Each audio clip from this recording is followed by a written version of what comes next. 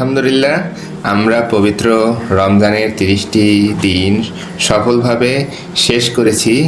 এই আনন্দঘন মুহূর্তে সবাইকে জানাই ঈদ উল ফিতরের আন্তরিক শুভেচ্ছা এবং ভালোবাসা। সবাইকে ঈদ মোবারক, ঈদ মোবারক, ঈদ মোবারক। সবাইকে ঈদ মোবারক।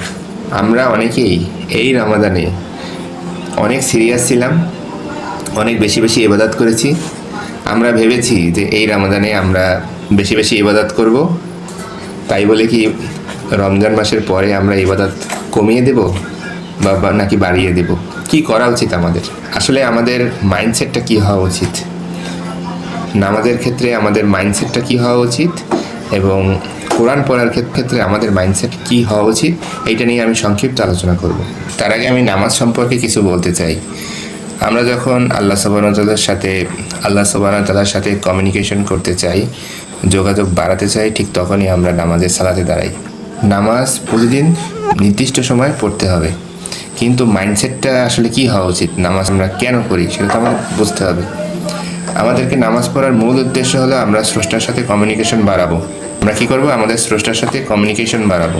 এই ভিডিওটি বানানোর আমার মূল উদ্দেশ্য নামাজ সম্পর্কে আমাদের মাইন্ডসেটটা ক্লিয়ার করা। আমরা কেন নামাজ পড়ি? আমরা নামাজ পড়ি এই কারণে যে আমাদের সাথে স্রষ্টার একটা ডেইলি বেসিসে কমিউনিকেশন হবে। এটা এমন নয় যে শুধুমাত্র রমজান মাসে আমরা ইমোশনাল হয়ে অতিরিক্ত নামাজ পড়বো এবং রেস্ট অফ দ্য মান্থ আমরা নামাজ থেকে দূরে থাকবো। আর কেন আমরা নামাজ পড়ি সেটাও আমাদেরকে জানতে হবে।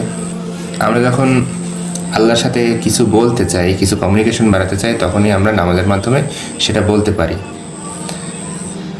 আর কোরআন পড়ার ব্যাপারটা হলে গিয়া আমরা যখনই স্রষ্টার কাছ থেকে কিছু শুনতে চাই তখন আমরা কোরআন পড়ি।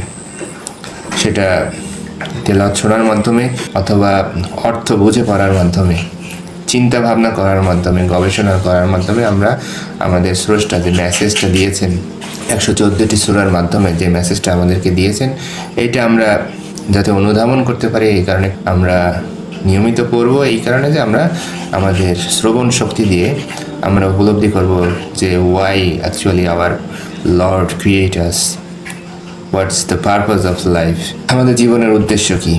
আর নামাজটা পড়ার উদ্দেশ্য হলো আমার নিজের যত ধরনের অনুভূতি, যত ধরনের কথোপকথন আল্লাহ সুবহানাহু ওয়া তাআলার আছে, সেটি আমরা অবশ্যই যেন নামাজে স্রষ্টার সাথে শেয়ার করতে পারি, আমাদের কথাগুলো, আমাদের মনের ভাব প্রকাশ করতে পারি। আর এছাড়া আল্লাহ সুবহানাহু ওয়া তাআলা আমাদেরকে জিহ্বা দিয়েছেন, আমরা কাজে কর্মের ফাঁকে সেটা ব্যবহার করতে পারি আল্লাহ সুবহানাহু ওয়া তাআলার উদ্দেশ্যে, ভালো উদ্দেশ্যে কথা বলতে পারি। কথা বলার মাধ্যমে মানুষকে ভালো উপদেশ দিয়ে বিভিন্নভাবে আমরা এটা অ্যাপ্লাই করতে পারি। সুতরাং আমরা নামাজের উদ্দেশ্য যদি না বুঝতে পারি তাহলে নামাজে আমাদের মনোযোগ আসবে না। আমরা নামাজটা হয়ে যাবে আমরা লোক দেখানোর জন্য। এই আমি নামাজ পড়তে যাচ্ছি, এই আমি নামাজটা শেষ করলাম, এই আমি আসরের নামাজ পড়লাম, তখন আমরা এটা একদম পুরা মানুষকে বলে বেড়ানোর কোনো মানেই হয় না। আমাদের নামাজ পড়তে হবে, এটা পড়তে হবে, কোনো কিছু করার নাই।